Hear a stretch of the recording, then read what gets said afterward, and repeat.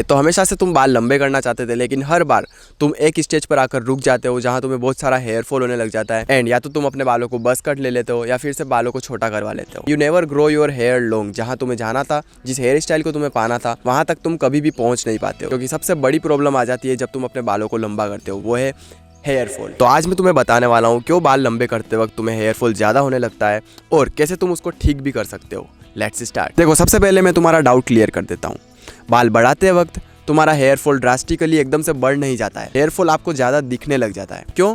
क्योंकि आपके बालों की लेंथ बड़ी हो रही है। एंड जब आपके बाल छोटे होते हैं तो आपको इतना हेयर फॉल नहीं दिखता है, ना ही वो बाल कॉम्ब में आते हैं, और वॉश करते वक्त भी आपको इतना पता नहीं लग पाता है। लेकिन जब आपके बाल लंबे होने लगे तो आपको ऑब्वियसली हर जगह अपने बाल दिखेंगे। कॉम्ब में आपको बाल दिखेंगे, आप जब नहाओगे, शैम्पू करोगे तो आपके हाथों में बाल दिखेंगे, ऑयलिंग करोगे तो आपके हाथों में बाल दिखेंगे। ऐसे भी कभी भी आप अगर अपने बालों में हाथ घुमाओगे तो आपको हेयर फॉल दिखने लगेगा एंड आप पैनिक हो जाते हो कि क्या मुझे ज़्यादा हेयर फॉल होने लगा है। आप सोचते हो अब मैं अपने बालों को कटवा लेता हूँ। बहुत सारे लोग फ्रस्ट्रेट होकर अपने बालों को शेव कर लेते हैं, बस कर लेते हैं, जो कि मैंने भी किया है पहले। लेकिन नाउ आई नो कि वो हेयर फॉल बिल्कुल नॉर्मल होता है। लेकिन कई केस में आपका हेयर फॉल बढ़ जाता है क्योंकि आप ये सारी मिस्टेक्स कर रहे हो रेगुलरली, जो कि आपको सही करनी है। सबसे पहली मिस्टेक है, आप अपनी स्कैल्प को क्लीन नहीं रख रहे। आप बहुत ही ज़्यादा दिनों में शैम्पू करते हो और आपकी स्कैल्प में इरिटेशन बढ़ती जा रही है ना, डेंड्रफ बढ़ता जा रहा है। ऑब्वियसली आपका हेयर फॉल बढ़ेगा, बहुत ही ज़्यादा बढ़ेगा, और वो आपको इरिटेट करता है ना। You just want to get rid of your hair. वो डेंड्रफ, वो इरिटेशन, आप अपने बालों को बस करना चाहते हो और आप सोचते हो कि अब मेरी प्रॉब्लम सही हो जाएगी, लेकिन नहीं, बस के बाद भी आपका डेंड्रफ नहीं जाएगा, वो इरिटेशन नहीं जाएगी। तो मेन चीज है स्कैल्प को क्लीन रखना है। वीक में 2 बार 3 बार शैम्पू करो, एंटी डेंड्रफ शैम्पू का यूज करो, ठीक है। तो सबसे फर्स्ट स्टेप है स्कैल्प को क्लीन रखो, मतलब आपके बाल हेल्दी रहेंगे, आपको हेयर फॉल कम होगा। एंड सेकंड मिस्टेक आती है कि जैसे आपके बाल छोटे थे वैसे ही आप अपने लंबे बालों को कॉम्ब कर रहे हो तो आपको हेयर फॉल ज्यादा होता है। वो टेम्पररी होता है, लेकिन अगर आप रेगुलरली ये मिस्टेक करते जाओगे तो आपका हेयर फॉल परमानेंट हो जाएगा, आपकी हेयर लाइन रिसीड हो जाएगी।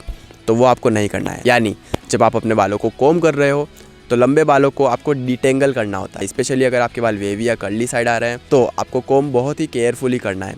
सबसे पहला चीज़ कि आपको ड्राई बालों में कॉम्ब बिल्कुल नहीं करना है। लेकिन अगर आप फिर भी कर रहे हो तो आपको सबसे पहले एंड्स को कॉम्ब करना है ना। यहाँ से कॉम्ब करते जाओ, फिर स्कैल्प की तरफ जाओ। अगर आप डायरेक्टली स्कैल्प से कंघा लगाकर अपने बालों को कॉम्ब करोगे अग्रेसिवली तो आपके बालों में टेंशन आएगा, आपके बाल घिंचाएंगे और इवेंचुअली वो हेयर फॉल में कन्वर्ट हो जाएगा। क्योंकि आपके बाल इतने भी स्ट्रॉन्ग नहीं है कि आप दिन में इतनी बार कॉम्ब करोगे, उनको घींचोगे और वो टूटे ना, ठीक है। तो आपको हेयर फॉल होगा उससे। तो आपको ध्यान रखना है कि आपको बालों को सही से डिटेंगल करना है, और आपके बाल स्ट्रेट है तो आपको इससे हेयर फॉल कम ही होगा, है ना। आपके बाल ज़्यादा एंगल नहीं होते हैं तो आपको इजी है कॉम्ब करना। और सेकंड चीज़ इसी में, अगर आपके बाल वेवी कर लिए तो जब आपके बाल डैम्प है, नहाने के बाद जब आप टॉवेल ड्राई कर लेते हो उसके बाद अपने बालों को कॉम्ब करो और स्टाइल कर लो। और उसके बाद ध्यान रखो कि सिर्फ उंगलियों से अपने बालों को स्टाइल करो, हो सके जितना कि आप कॉम्ब मत लगाओ ड्राई बालों में, क्योंकि वो बहुत ही ज़्यादा हेयर फॉल करवाता है। मुझे भी हुआ है, मेरी हेयर लाइन भी रिसीड हुई है उसकी वजह से। और नेक्स्ट सबसे बड़ी मिस्टेक है गीले बालों को सही से केयर नहीं करना, क्योंकि जब आपके बाल गीले हैं तो वो सबसे ज्यादा नाजुक है, तभी आपके बालों में सबसे ज्यादा हेयर फॉल का चांस बढ़ जाता है। और अगर आप अग्रेसिवली अपने बालों में शैम्पू कर रहे हो, ऐसे ऐसे रगड़ते जा रहे हो अपने बालों को, या फिर साबुन से अपने बालों को धो रहे हो, या फिर जब आप अपने बालों को नहाने के बाद टॉवेल से ऐसे बहुत ही जोर जोर से ड्राई करते हो और उसके बाद अपने बालों में आप अच्छे से तेल लेकर रगड़ते हो जोर से, तो ये आपको नहीं करना है। गीले बाल हैं, बहुत ही नाजुक है, गिरने के बहुत ज्यादा चांस है, और आप ऐसे कर अपना हेयर फॉल और ज्यादा बढ़ा रहे हो। तो आपको जेंटल होना पड़ेगा लंबे बालों के साथ। लंबे बालों के साथ आप अग्रेसिवली नहीं रह सकते हो। एंड कुछ % लोग ऐसे होते हैं जिनको इन सब चीजों से फर्क नहीं पड़ता है, उनको हेयर फॉल नहीं होता है, चाहे लंबे बाल है तो भी उनको 2-3 बाल बहुत ही मुश्किल से गिरते हैं, है ना। ऐसे कई लोग हैं, लेकिन सभी के साथ ऐसा नहीं होता है। अपने गीले बालों को जेंटली केयर करना सीखो। नेक्स्ट चीज आपको सुनने में अजीब लग सकती है, लेकिन इससे आपको हेयर फॉल होता है। एंड कई लोग जो इसको समझते हैं वो इसका ध्यान रखते हैं, जो कि ये सोते वक्त आपको हेयर फॉल होता है। कैसे होता है? अगर आपका पिलो केस इस तरह के फैब्रिक का है तो आपके बालों के बीच में और पिलो के बीच में बहुत ही ज्यादा फ्रिक्शन होता है, और सुबह जब आप उठते हो तब आपको पिलो पर बाल दिखते हैं, क्योंकि उस फ्रिक्शन की वजह से आपके बाल घिंचाते हैं और आपको हेयर फॉल होता है। थोड़ा थोड़ा होता है, लेकिन आप रोज सो रहे हो, रोज हेयर फॉल हो रहा है और वो धीरे धीरे बढ़ता जाता है। तो अगर आपके बाल लंबे हैं तो आपको इन फैब्रिक वाला पिलो केस यूज करना पड़ेगा, तकिया बदल लो, और उसी के साथ अपने पिलो को धोते भी जाओ। ऐसा नहीं कि आप एक ही पिलो महीने भर तक 2 महीने भर तक यूज कर रहे हो। जब आपका पिलो गंदा हो रहा है, पिलो केस चेंज करते जाओ। ये सबसे बड़ी मिस्टेक होती है, इससे आपको एकने भी होता है और हेयर फॉल भी होता है। एंड नेक्स्ट सबसे बड़ी मिस्टेक है जो हर कोई करता है अपने बाल बढ़ाते वक्त, वो हेयर बैंड यूज करते हैं, वो केप यूज करते हैं, या अपने बालों को टाई करने लग जाते हैं।